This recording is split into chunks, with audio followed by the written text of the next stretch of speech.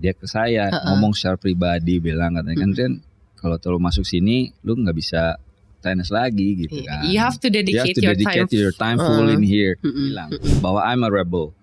Nggak bisa istilahnya kalau this is mine, yang maksudnya ini yang benar ya seperti ini gitu. Terus bisa. How did you feel when you held that medal on your chest gitu? That's a good question.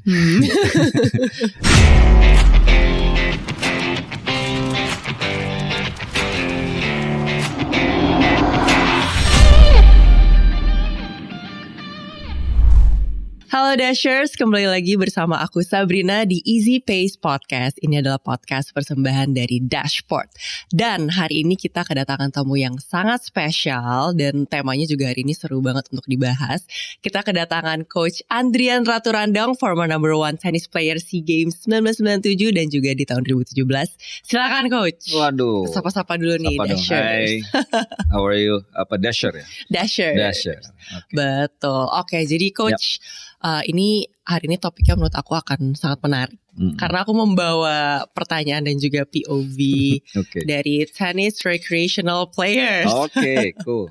Tapi sebelum kita mendalami ke sana, boleh dong Coach ceritain sedikit nih backgroundnya Coach Andrian tuh gimana, kayak awal mulanya suka tenis tuh gimana sih Coach terjun ke dunia ini? Awal suka tenis, terjun ke tenis ya karena dari orang tua sih. Oh iya. Awal orang tua karena my dad is a tennis coach. Oh, your dad is a tennis coach. Yeah, he was a player tapi nggak really top player. Maksudnya nggak sampai national juga tapi nggak masuk sampai timnas. Dan becoming coach, terus punya academy dan dia pada saat itu umur saya tuh umur 3 tahun. Oh 3 tahun. 3 tahun kebetulan ya. Dikasih bola, dilempar bola lah istilahnya. Kalau zaman dulu kan nggak kayak sekarang. Kalau sekarang kan banyak modify bola, anak kecil udah bisa. Dan itu dilempar bola, kebetulan saya ada bat gitu ya, saya pukul kena, terus dilempar lagi saya pukul kena gitu. Terus kok udah dari awal 3 tahun udah langsung bisa mukul kena. Untungnya sih nggak jadi baseball player. Beda. Soalnya itu bat.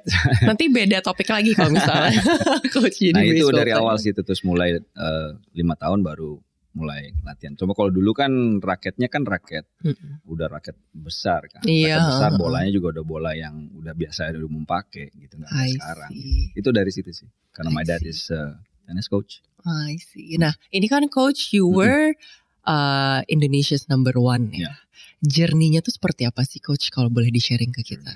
Panjang sih kalau bilang journey-nya. Kalau waktu awal itu sebenarnya banyak up and down ya. Up and down waktu awal umur 6 tahun udah mulai pertandingan, 7 tahun main 10 under 10 kan ada under 10. Nah, di situ saya bisa masuk quarter final tuh. Oh. Tapi kalau dulu tuh pertandingannya yang ikut 10 tahun itu 128 orang. Oh iya. Draw-nya.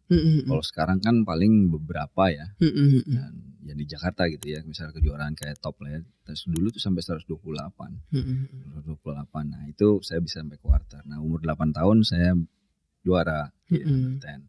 Nah, itu masuk 12 tahun, 14 tahun. Nah, di 14 tahun itu yang saya ikut ke Eropa, kejuaraan Eropa. Wow. Maksudnya kejuaraan dunia yang ada di Eropa. Umur 14 tahun dan travelingnya itu sendiri gitu. Baru waktu itu mama yang nyusul. Oh, tapi berarti support system terbesar dari keluarga tuh datang dari ibu dan bapak. Iya, family ya. Kebetulan saya have my brother, my sister, so I'm the oldest. Dan mereka semua main, tapi yang terus sampai berkarir di olahraga ya saya sendiri. I see. Out of all sports nih, dari semua olahraga, kenapa akhirnya coach memutuskan untuk pursuenya tuh di tenis gitu loh? How did you know tennis was your sport? I don't know. I feel like tennis is my passion. Passion, karena guys. ada juga yang bilang tennis is my life. Dan terakhir tennis is art. Tennis is art. Itu langsung tennis is art. Karena tennis it's like an art. Right? It's actually mining, tapi tennis is art. itu masuk banget itu ke dalam brandingannya Coach Andrian Raturandong. It's my brand. Art. Ya itu jadi intinya dari situ. Kenapa I pursue my tennis, because ya saya lebih suka tenis sih. Dulu semua olahraga main karena my dad the old sport dia main basket, main sepak bola main, pingpong main, badminton main, semua main, olahraga main. Dan they're all good at the high schoolnya. Sampai akhirnya musik juga band main. Cuma itu aja yang nggak nurun ke saya. Saya nggak terusin gitu. Karena nanti beda topik lagi kalau misalnya Coach Andrian mungkin kalau mengejar Persis sebagai musisi nanti hasilnya beda ya. Beda. Ya itu sih. Jadi dari situ kenapa tenis, dan mungkin pada saat SMP ada dua ya option sama basket, karena dulu main basket juga. Sempet ikut mau masuk ke suatu klub, masalah dulu SM, Satria Muda. Oh iya aku tahu tuh. Ya dulu. Ya jadi tapi untuk di kejuaraan itu saya udah main, udah ikut. Nah terus akhirnya my dad said, you wanna choose tennis or basket? Yeah, you can only choose one. Yeah, I can only choose one untuk fokus. Tapi terus aku bingung. Terus my dad kasih masukan, bukan kasih maksudnya gambaran. Kembali lagi kan terserah saya kan. Dia nggak pernah push. Kembali terserah saya, dia bilang kalau tenis itu kan you're individual. Yeah. Kalau basket you're the whole team. So if you wanna have the glory or people seeing you as a person, kalau kamu di basket kamu harus benar-benar jago. Jadi team player. Team player. Jadi bukan kamu aja yang disorot, banyak. Gitu. Tapi kalau tenis karena you're alone, so you are the only one. Gitu. Terus okay. Because I like selalu beda sih gitu. Jadi ya makanya I choose tennis. Follow his. Nah ini kan Coach Andrian tuh juga pernah memenangkan SEA Games Gold Medal di tahun 1997. Boleh diceritain gak Coach? Itu seperti apa persiapannya? Terus how did you feel when you held that medal on your chest gitu? That's a good question. Sebenarnya feelnya apa ya? I feel yes, pasti is excited dan bangga juga kondisi seperti apa. Tema perjalanan itu orang kan kadang nggak lihat ya. Perjalanannya banyak yang memang kita nggak pernah tahu di belakang itu. Karena sebelumnya juga itu kan karena my dad is also the coach di situ. Tapi dia pegang putri. Oh, karena nggak boleh ditaruh di putra. Berarti coachnya Coach Andrian itu not your dad? No, it's not my dad. Maksudnya ya my coachnya saya itu tetap my dad, cuman dia waktu saat itu dia megang putri. Oh, megang putri juga. Yang megang putra itu Wailan Walalangi gitu. Dia megang putri. Nah, jadi karena ya karena mungkin nggak ada intrik apa as a kolusi lah atau nepotisme lah atau apa. Jadi dia di putri gitu. Nah perjalanannya juga prosesnya sangat luar biasa gitu karena karena dulu ada BTN ya, Badan Tim Nasional, dan ya sekarang juga dibuat lagi Badan Tim Nasional dengan PLT yang baru. Nah dulu tuh Badan Tim Nasional untuk saya melatih, jadi ada seleksi juga untuk setiap main, dan setiap seleksi saya juara di situ. Jadi setiap 6 bulan sekali diseleksi untuk bisa masuk dapat privilege, istilahnya dapat kayak kontrak sponsor atau kita dapat tour traveling pertandingan yang bagus gitu kan. Jadi kualitas pertamanya itu, dan itu saya jalanin. Ya struggle keluar apa segala macam, dan itu sangat tough karena kan harus away terus ya. Iya benar-benar. Berarti proses seleksinya ini berapa lama Coach? Seleksi itu tiap 6 bulan sekali. Jadi kalau setiap 6 bulan sekali yang 4 teratas itu dia dapat privilege untuk bisa dapat traveling yang turnamen-turnamen yang bagus-bagus ada di Eropa. Apa segala macam. Tapi kalau layer yang di bawah ada lagi yang dari 5 sampai 8 karena yang dipilih 8 kan. Masuk timnasnya. Yang 8 tuh ke Asia. Gitu. Jadi saya kebetulan waktu itu dapat di ke Eropa kan, ke Spanyol. Ke Eropa, benar. Terus ke keliling-keliling segala macam. Nah, itu prosesnya jadi hasilnya cukup lumayan bagus gitu. Gitu. Jadi proses itu akhirnya dapat buat di SEA Games dan ya itu. Cuman pas di SEA Games itu yang lucu itu kan pas final itu karena kan kita bergu tim dan satunya itu dia harus menang dan dia kalah. Terus kebetulan saya harus menang gitu. Nah pas saat itu pressure nggak sih Coach? Sangat pressure. Dan lucunya nih saya buka ya, saya buka aja, saya ceritain aja kondisi pada saat itu. Lagi main timnya satu lagi main terus habis itu yang diharuskan menang kalah kan. Nah terus tiba-tiba saya main dan saya harus menang kan. Kalau saya menang kan kita kalah gitu kan. Betul. Coachnya masuk ke lapangan, kapten timnya masuk bukan ke lapangan, masuk ke ruang gantinya kita. Dia masuk, ya dengan gayanya dia yang benar-benar yang excited akhirnya. Terus dia bilang, dia masuk, dia marah. Andrian, kamu saya nggak mau tahu ya, kamu harus menang, nggak mau tahu. Kalau kamu nggak menang, pokoknya intinya kamu harus menang karena ini si Swandi kalah. Gitu. Kamu harus menang, nggak boleh kalah. Kalau nggak kita kalah ya, tahu kan. Gitu. Saya bilang, saya udah siap-siap mau siap-siap gitu kan. Buset, santai dong.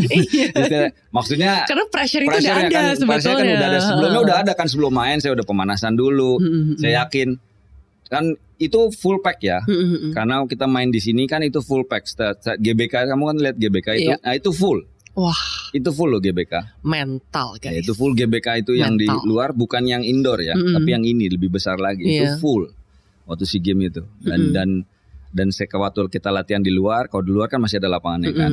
Luar lagi latihan, dengar tuh kalau teriak, wah menang poin. Wah menang poin. Wah menang. Kan lagi pemanasan, wah menang. Terus kok hening? Saya lagi pemanasan, lu kok hening? Nggak ada suara teriak lagi. Kalau teriak kan berarti kan Indonesia poin kan. Iya. Karena kan supporter di kita kan Jakarta. Iya benar. Loh, kok nggak ada suaranya? Terus kita selesai main, ini jangan-jangan kalah dia. Terus teman saya bilang, kayaknya iya kayaknya kalah. Lu menang lu ya kan.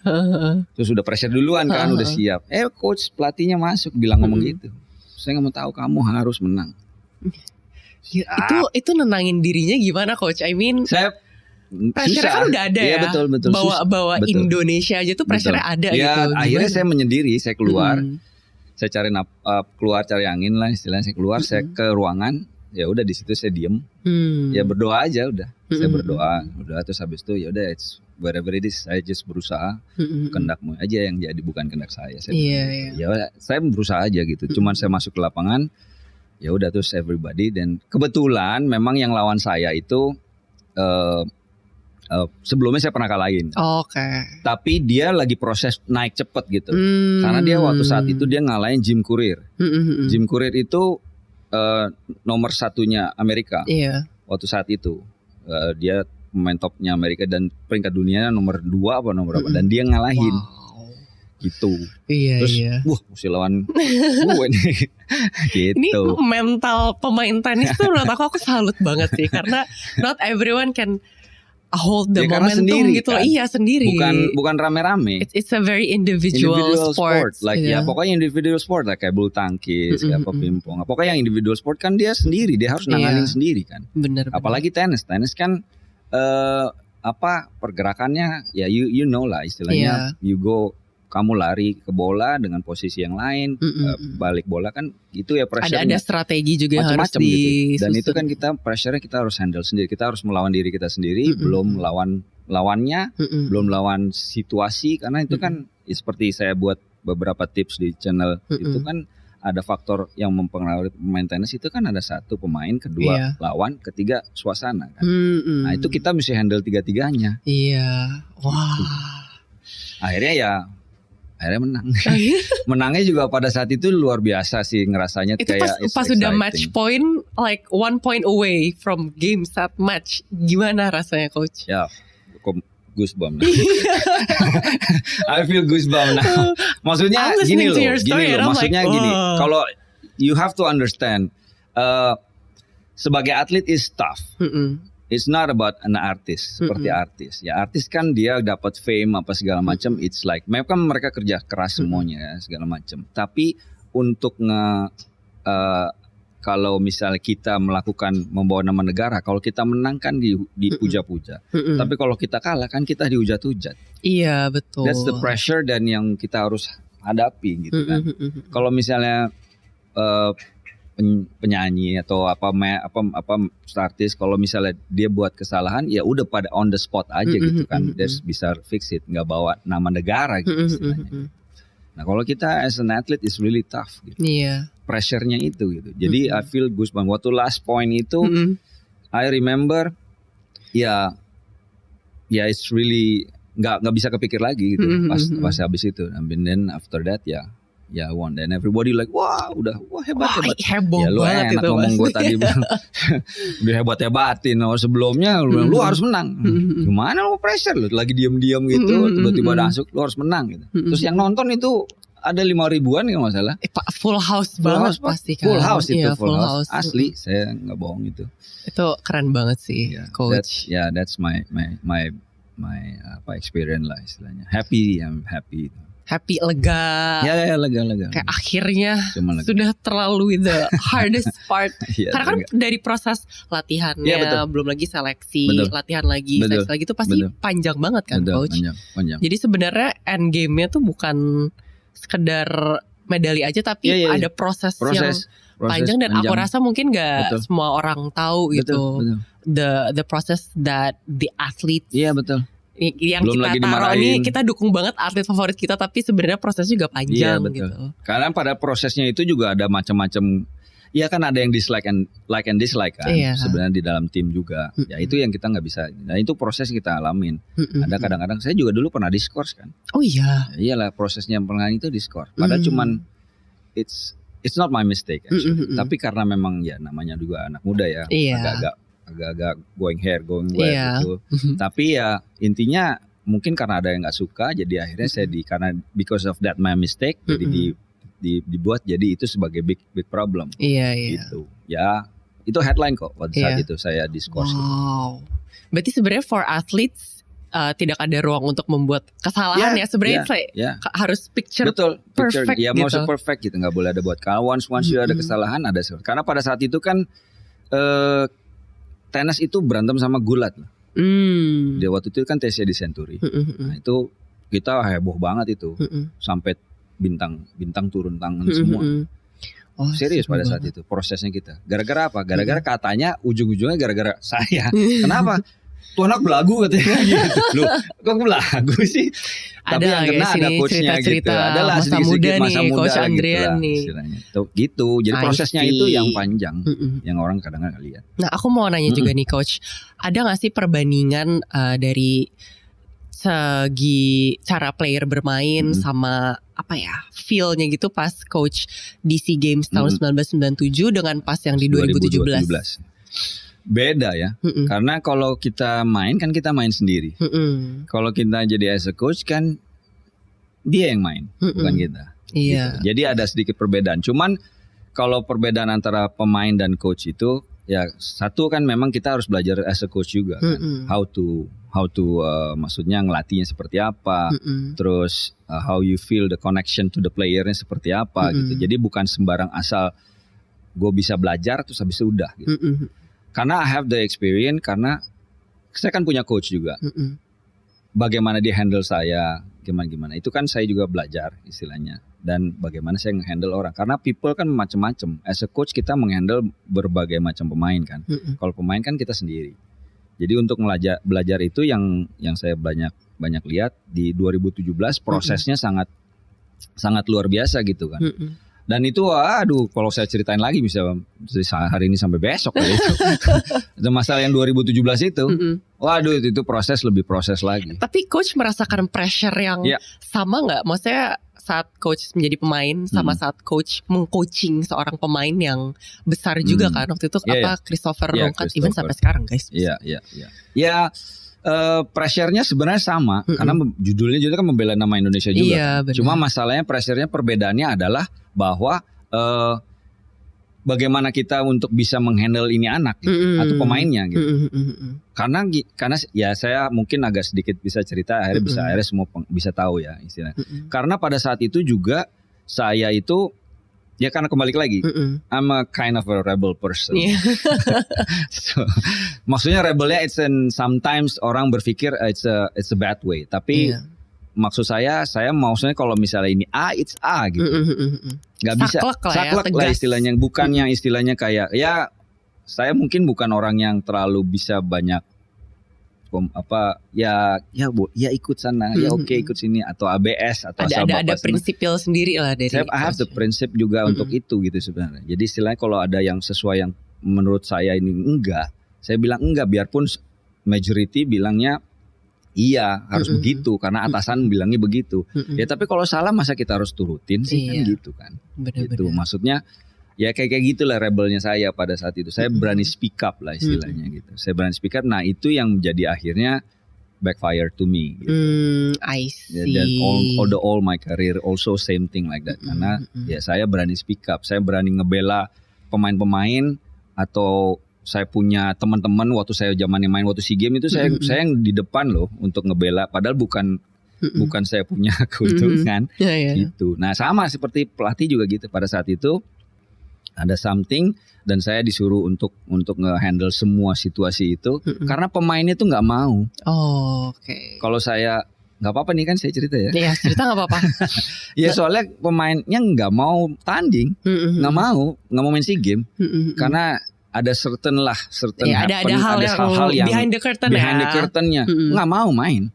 The whole team sampai kita semua bingung. Saya yang disuruh untuk nge-handle, bilang sama Christo untuk it's up to you.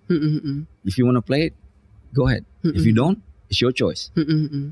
Saya sebagai pelatih, sebagai captain pada saat itu kan that's a pressure juga buat saya. Dan dilema juga dong. Karena pemainnya nggak mau main. Iya. And you can't force someone. I cannot force someone. Biarpun I'm a captain, biarpun I'm a coach, tapi saya nggak bisa force.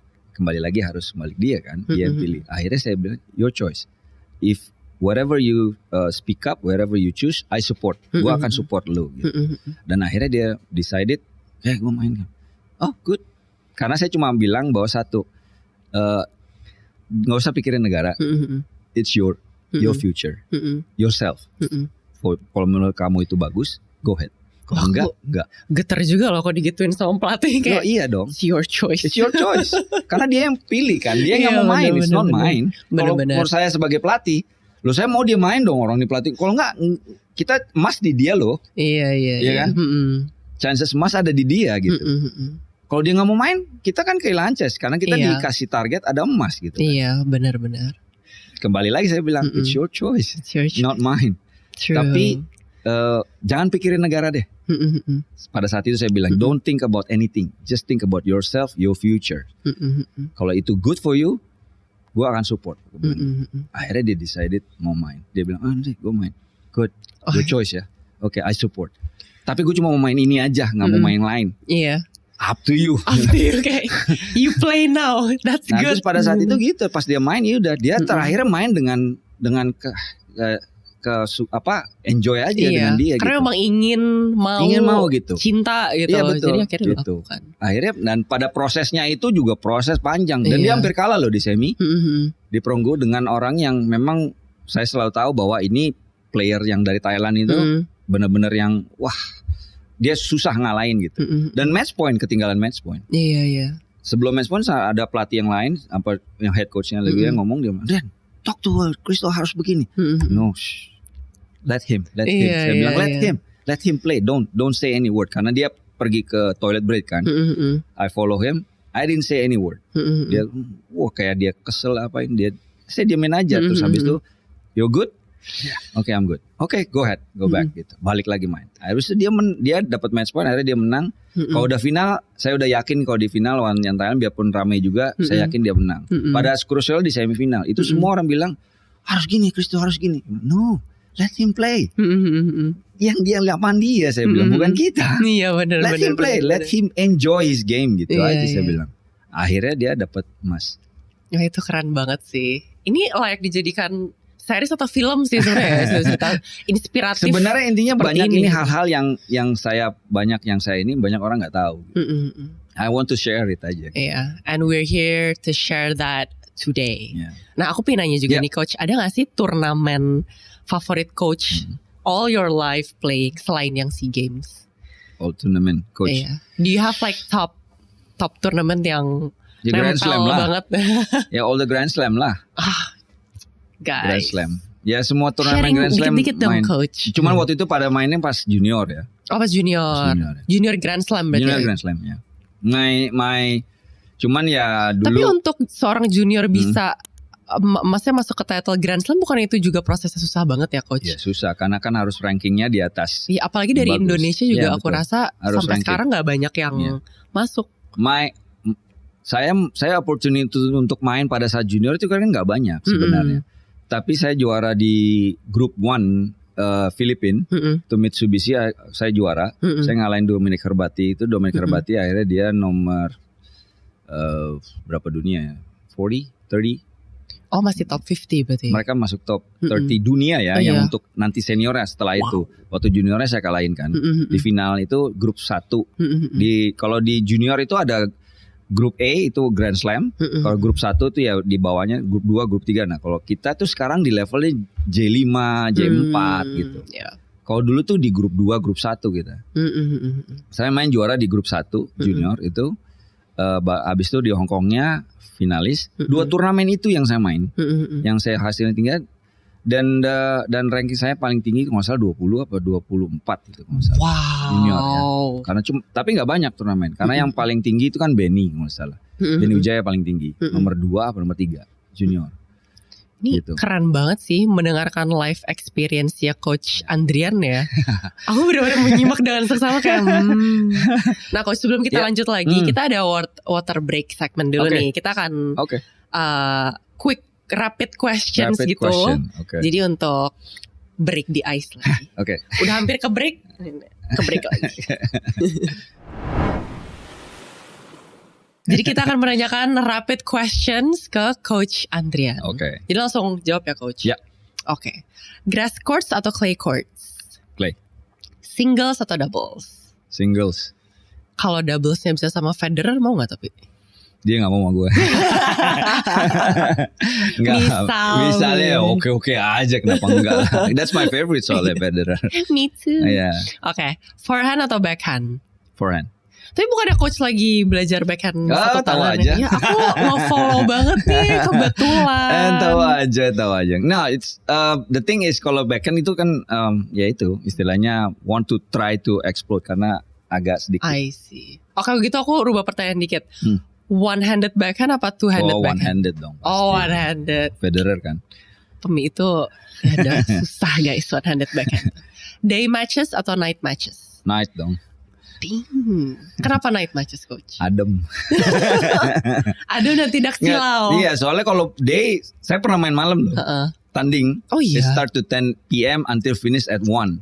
Oh that's real ya maksudnya bermain. That's real. Malam sampai waktu pagi itu di gitu. Spain. Waktu saya main di Spanyol, yang waktu proses yang tadi itu ya itu start at 10, mainin 3 jam, finish at 1. Wow. Then after that finish, we go home, go back to there's no shop open for late udah night kayak tidur food. Istirahat recovery and then main lagi. Then the next morning we slept to start again at late night lagi. I see. Okay, next question. Local atau international tournaments? International. Coach atau playing? Coach. Coach ya dong. Kan Yeah, coach dong. art. Coach art. Seru sih. Oke. Itu adalah tadi rapid question. Rapid Sekarang question. kita balik ke topiknya lagi nih. Yeah. Kalau misalnya coach kan dulu tuh pemain tuh, tapi transisi untuk akhirnya memutuskan, oke aku mau coaching deh, itu gimana coach? Wah ini kayaknya semua yang di sini kebuka semua nih. Hari ini kita bab 1 mengenai Andrian Ratu Randang. Iya. Nggak transisi ya, transisi. Sebenarnya itu lucu ya. Pada saat itu saya kan banyak udah tanding dan sempat assistant coach of my dad sebenarnya. Cuman habis itu tanding lagi dan my dad also already punya pemain-pemain junior sama with my brother. Nah, setelah itu I sick and tired of tennis. Ada, tapi berarti ada titik jenuh atau Enggak, titik sebenarnya sih titik jenuh itu bukan ya. Padahal karena apa? Di situation yang tadi saya bilang bahwa I'm a rebel. Enggak bisa istilahnya kalau this is mine yang maksudnya ini yang benar ya seperti ini gitu. Enggak bisa ngikutin aja dulu atau segala macam ngikutin baru nanti apa sih. Itu saya masih banyak belajar untuk itu gitu. Dan pada saat itu karena banyak yang di sekitarnya itu ya itu karena itu nyingkirin saya, nyingkirin gitu. Nah, makanya dari situ males gue main tenis melulu gitu. Dan kebetulan pada saat itu ada yang ajak masuk kerja dan kerjanya di bank. Opsinya antara menjadi corporate worker atau you go on playing court atau becoming a coach.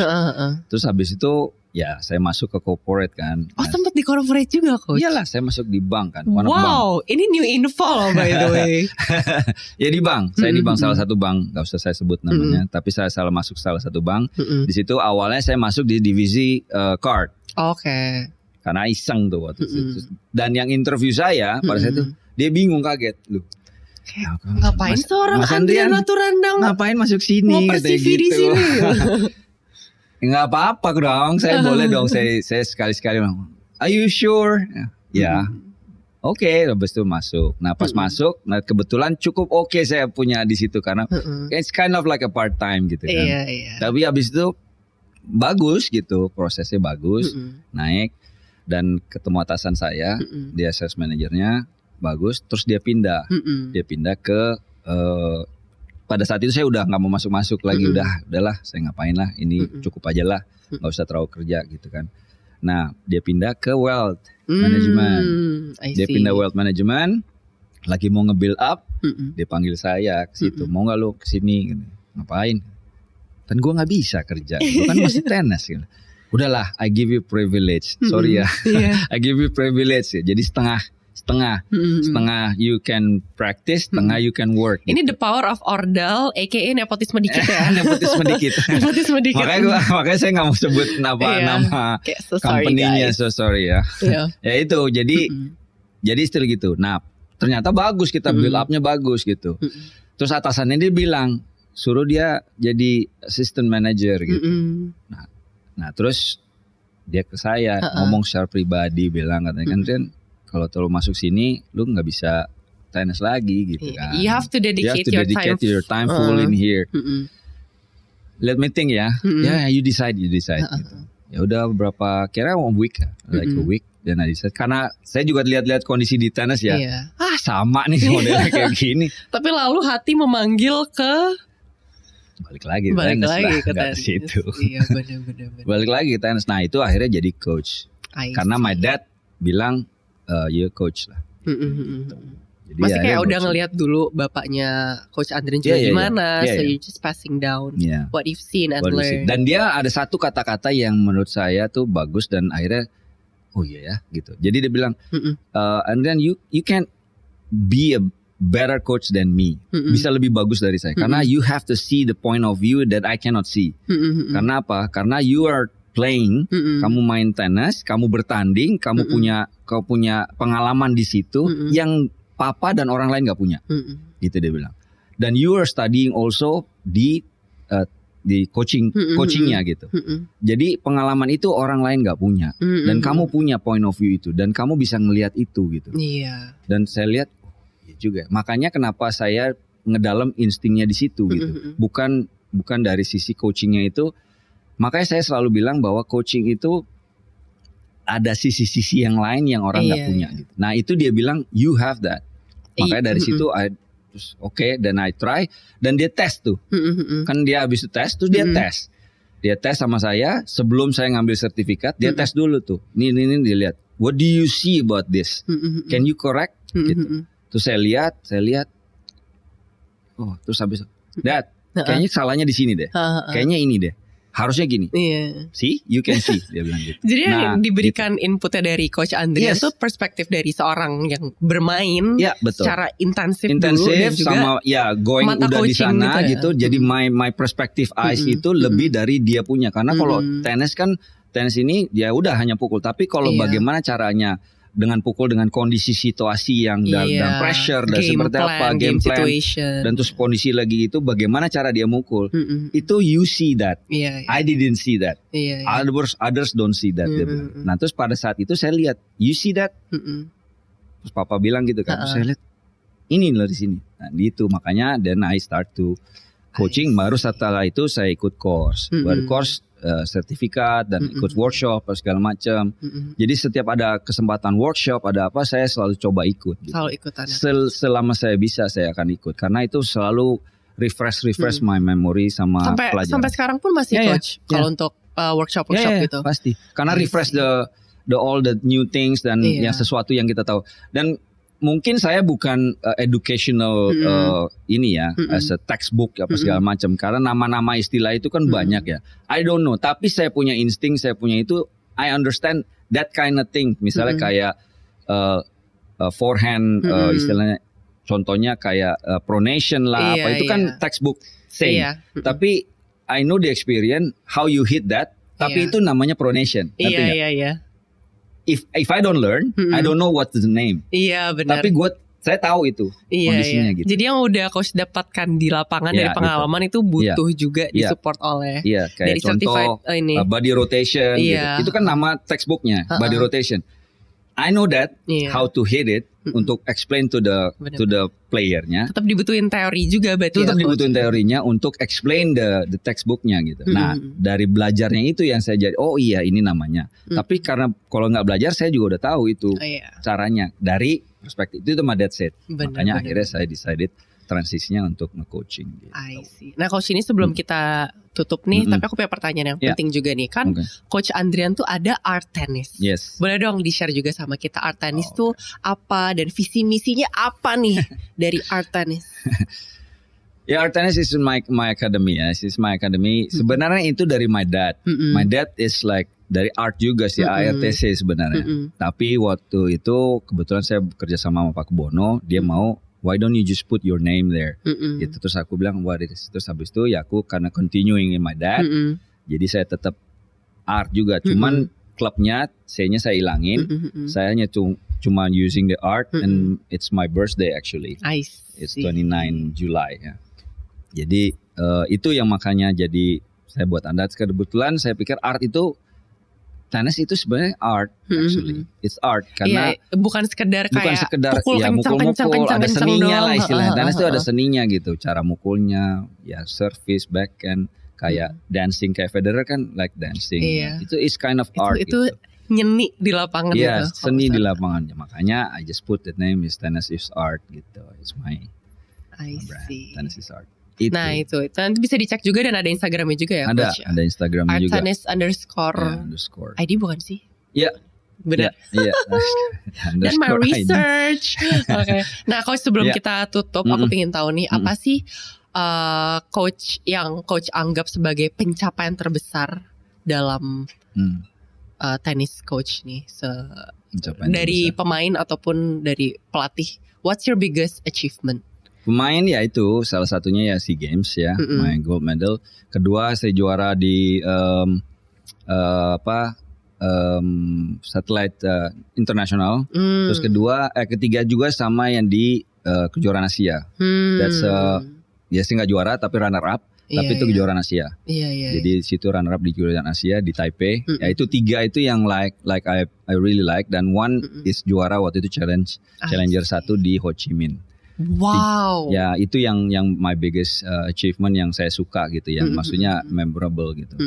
Dan ya ada beberapa yang prosesnya juga banyak, panjang, dan akhirnya menang seperti tadi yang saya cerita tentang SEA Games. As a coach, pencapaian saya ya itu tadi SEA Games yang buat si Christo dapat gold, dan yang orang bisa kadang lupa pencapaian yang saya suka itu adalah buat David Agung Susanto, tahu kan? Tahu. Ya, membuat David Agung Susanto bisa memenangkan 1 poin di Davis Cup. Itu keren banget. Karena biasanya semua orang bilang bahwa dia pemain bagus ya. Tapi setiap kali main Davis Cup kalah melulu. Lawan yang enggak. Semua orang bilang waktu saat saya jadi kapten, dia bilang jangan pasang dia gitu. Dia pasti akan blow up. No. You have faith in him. I have faith in him. Let him play. Dan dia pada saat itu dia menang, dan dia memperoleh 1 point dan make Christo easier. Enggak jadi Christo lagi. I see. Itu my goal yang benar-benar pencapaian saya ya, antara as a coach bisa buat salah satunya David bisa mendapat poin di Davis Cup event waktu saya captain. Oh itu keren banget sih coach. I believe in him. Gitu. Keren banget. Satu dong coach terakhir. Ya. Untuk pemain-pemain tenis di luar sana, yang recreational players, ada kata-kata motivasi nggak yang coach bisa berikan ke kita agar lebih semangat main tenisnya?